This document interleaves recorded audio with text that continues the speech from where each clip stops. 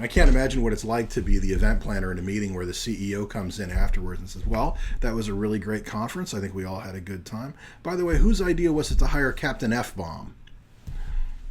Probably awkward.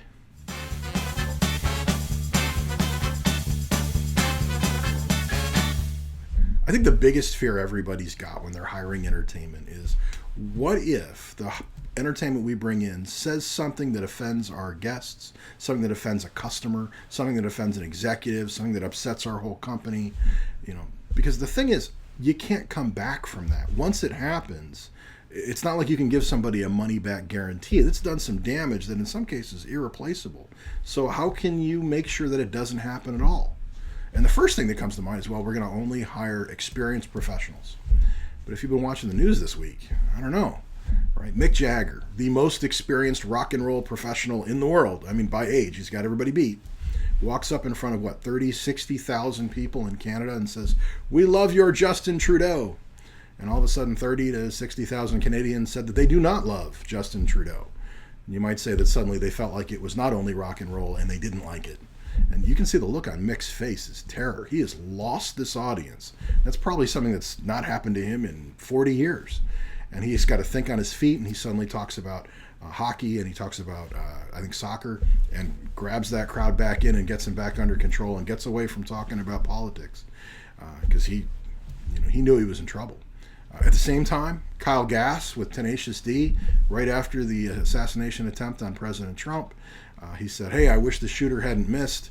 And of course, immediately lost 50% of the audience. And the next day, Jack Black came out and said, look, we're just canceling the tour because that many people were upset with him about what he'd said.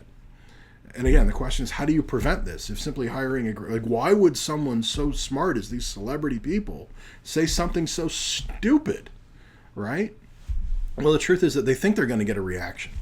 And as humans, we all have this confirming bias in our minds that everybody believes the same thing we believe, right? If you're a Republican, you think everybody else is a Republican. If you're a Democrat, you think everybody else is a Democrat. And that's not true at all. I mean, sometimes you find out the hard way, the way Mick Jagger did, right? So what do you do to prevent that? And, well, one of the first things I've always thought is, well, don't talk about politics. Don't talk about the things that you shouldn't talk about in polite society when you get on stage, right? And I think that kind of works. Zig Ziglar had a fantastic story about a performer that used to use a lot of foul language in his act.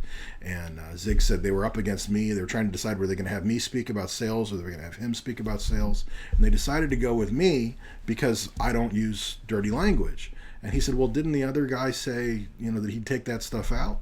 And they said, well, we'd rather work with somebody that wouldn't use dirty words in the first place. So that's always been kind of a guiding principle for me. But ironically, and interestingly, the best advice I've ever heard from this actually comes from Donald Trump. He does a lot of public speaking before he was in politics, talking to businesses. And the people that have worked with him have told me that he asks 3 questions before he goes on stage. First, he says, how do you make money around here? When you think about it, that tells him very quickly the most sacred of sacred cows at that company. Whatever that is, don't make fun of that. Don't denigrate it. That's how these people make money. Second, what could I say that would make these people hate me forever? Right? That's a great question, right? Tell me a little bit about who these people and what their biggest fear is, what they really don't want. And on the other side, what could I say that would make these people love me forever? Right? And that huge range is so important. That tells you exactly what they want to hear, tells them what you don't want to hear. You're never going to be in a situation where you'll say something that's going to offend somebody because you're going to keep it right down the road and not have a problem with that. So I think President Trump is really smart in that respect. But I think also, what's the theme of all of these videos that we have all the time?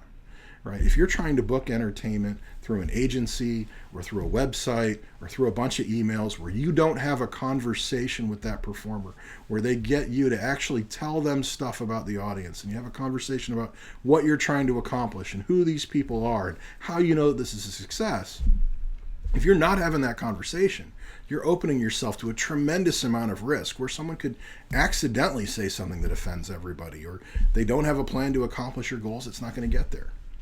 I don't know if this provokes a conversation with you, but if you are open to a conversation about what you've done in the past, what you're trying to accomplish, what you think works, what you think could be better, what you really want to accomplish this year, tell me those things. I'll tell you what other people have done in your particular situation and the kind of results they've got.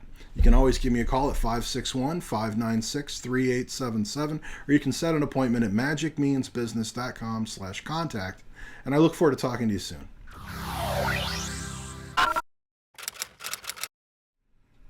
I know it's only rock and roll, but I like it.